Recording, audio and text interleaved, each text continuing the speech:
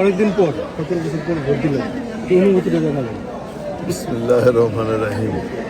এটা একটা অন্যরকম অনুভূতি, যেটা ভাষায় প্রকাশ করা যায় না, বোঝানো যাচ্ছে না। যে কারণ 17 বছর জেলে ছিলাম, এটা ভোট হয়েছে কি হয় না এটা তো জানি না আর কি।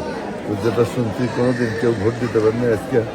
আজকে মানুষ একটি সুন্দর সুষ্ঠু পরিবেশে তাদের ভোটাধিকার প্রয়োগ করেছে, দেখে খুব ভালোই লাগলো। এবং অত্যন্ত সুন্দর পরিবেশ, ভোট কেন্দ্রে লাইনে করে এক পর এক ভোট দিয়ে যাচ্ছে। কোনো রকম অসুবিধা নেই, কোনো রকম বিশৃঙ্খলা নাই, সুন্দর পরিবেশে ভোট হচ্ছে। ভোটার উপস্থিতি কেমন দেখলেন? ভোটার উপস্থিতি অনেক ভোটার ইতিমধ্যে উপস্থিত হয়েছে। আমি মনে করি যত একটু বেলা বাড়বে তখন ভোটার আরো বেশি বেশি উপস্থিত হবে। লাইনে তো অনেক লোক দাঁড়িয়ে আছে। জয়ের ব্যাপারে স্যার আপনি কতটুকু আশাবাদী? আমি আশাবাদী যে জনগণ, এই টাঙ্গাইল 2-এর জনগণ দীর্ঘদিন ভোট দিতে পারেনি, আজকে তারা ভোট দিতে পারতেছে এবং এমন সকলে আমাকেই ভোট দিবে।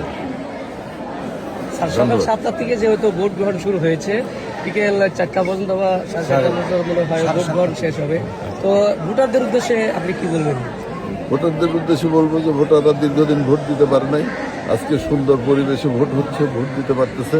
আমি তাদেরকে আহ্বান জানাবো যে আপনার ভোটাররা সকলেই মিলে ধানের শীষে আমার প্রতীকে তারা ভোট প্রদান করবে। আমি তাদেরকে আন্তরিকভাবে অভিনন্দন জানাই, ধন্যবাদ জানাই যে তারা সকালে ভোট কেন্দ্রে আসছে এবং ভোট প্রদান করতেছে।